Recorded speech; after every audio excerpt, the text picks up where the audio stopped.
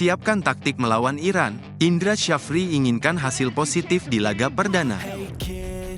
Pelatih Timnas Indonesia U20, Indra Syafri, mulai menyusun strategi terbaik untuk menghadapi Iran dalam laga pembuka grup C Piala Asia U20 2025. Demi mempersiapkan tim, ia terus mengotak-atik formasi agar para pemain bisa tampil maksimal di pertandingan nanti.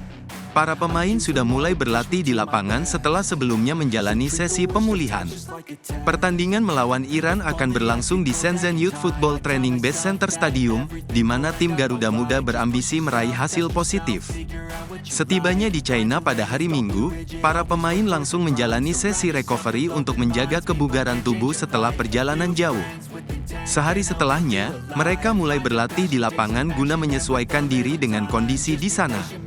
Indra Syafri bersyukur seluruh pemain dalam kondisi fit dan siap berjuang di turnamen ini. Dengan membawa 23 pemain terbaiknya, ia optimistis skuadnya bisa memberikan perlawanan maksimal kepada tim-tim kuat yang akan dihadapi. Hari ini kita mulai merancang game plan dan taktik melawan Iran. Pemain juga sudah beradaptasi dengan cepat terhadap suhu di sini.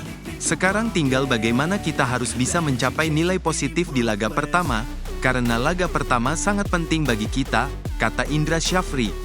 Selain taktik, ia juga menekankan pentingnya adaptasi terhadap lingkungan sekitar. Menurutnya, para pemain cukup cepat menyesuaikan diri dengan suhu udara di China. Laga melawan Iran menjadi ujian pertama bagi Timnas Indonesia U20, dan Indra menegaskan bahwa hasil di pertandingan pembuka akan sangat berpengaruh terhadap langkah mereka selanjutnya. Setelah menghadapi Iran, Garuda Muda masih harus melawan dua tim tangguh lainnya, yaitu Uzbekistan dan Yaman. Dengan persiapan yang matang, tim berharap bisa bersaing dengan baik dan meraih hasil terbaik di Piala Asia U20 2025. Saya hanya ingin membantu Indonesia, respon Kevin Dix saat ditanya cedera saat laga debutnya. Pada laga debutnya bersama Timnas Indonesia melawan Jepang, Kevin Dix mengalami momen yang kurang menyenangkan. Bek FC Copenhagen itu dipercaya sebagai starter dan tampil solid di lini pertahanan. Ia berduel sengit dengan Kaoru Mitoma dalam pertandingan tersebut. Namun, keberuntungan tidak berpihak kepadanya ketika ia mengalami cedera di tengah laga. Walau sempat mendapatkan perawatan medis, Dix akhirnya tidak dapat melanjutkan permainan. Saat Dix mendapatkan perawatan di luar lapangan, Jepang berhasil mencetak 2 gol. Situasi ini semakin memperburuk debutnya bersama Timnas Indonesia. Akibat cederanya, ia harus ditarik keluar lebih awal dan digantikan oleh Sandy Walsh pada menit ke-41. Mengenang momen tersebut, Dix mengaku bahwa apa yang terjadi padanya terasa seperti sebuah kesalahan yang bodoh. Dalam wawancara di YouTube The Highway, Dix menjelaskan bahwa ia terlalu agresif saat berduel dengan Kapten Jepang, Wataru Endo. Ia ingin menunjukkan kemampuannya dengan merebut bola, meskipun peluangnya sangat kecil. Menurutnya, tindakan itu cukup naif karena bola tersebut memang sulit untuk direbut. Sayangnya, keputusan tersebut justru membuatnya cedera dan harus keluar dari pertandingan lebih awal. Rasa bercampur aduk, saya hanya ingin menunjukkan dan membantu Timnas Indonesia. Kemudian saya merasakan cedera di lututku, jelas Dix. Dix berharap bisa segera pulih agar dapat tampil di pertandingan berikutnya melawan Arab Saudi. Namun, pemulihannya tidak berjalan secepat yang diharapkan.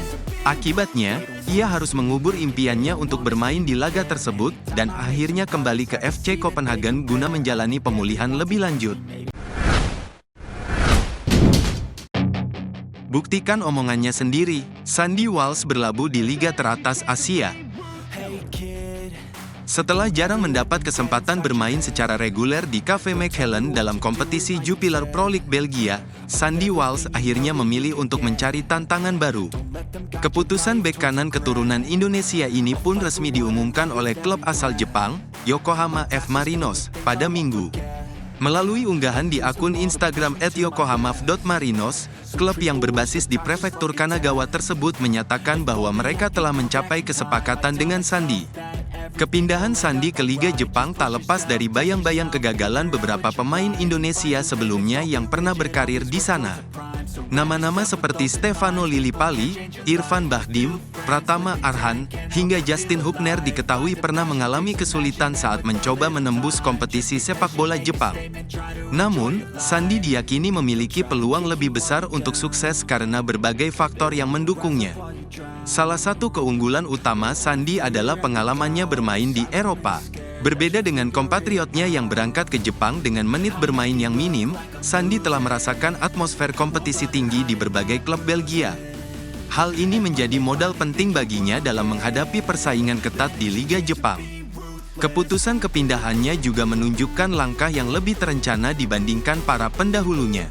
Statistik menunjukkan bahwa Sandi memiliki rekam jejak yang mengesankan selama berkarir di Eropa.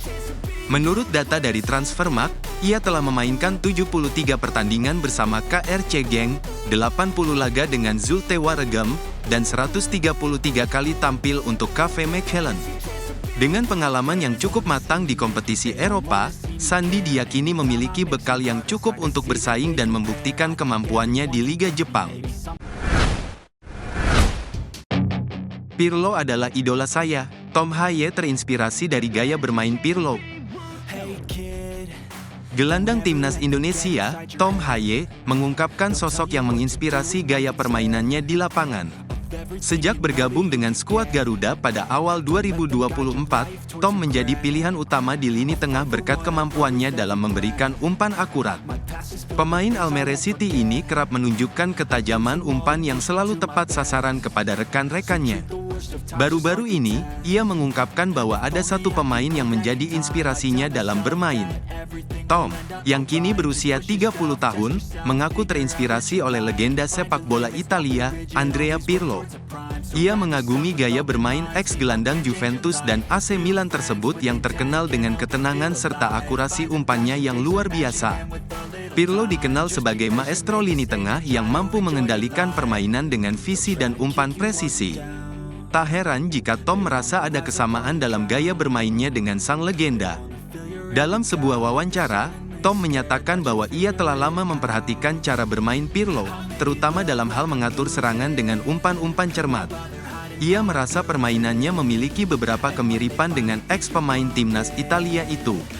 Meski demikian, ia juga menyadari adanya perbedaan dalam gaya bermain mereka. Tom menilai dirinya lebih fleksibel, mampu bermain lebih bertahan maupun lebih maju untuk membantu serangan, sesuatu yang tidak terlalu sering dilakukan oleh Pirlo. Selain terinspirasi oleh Pirlo, Tom juga terus belajar dari berbagai gelandang top dunia untuk meningkatkan kemampuannya.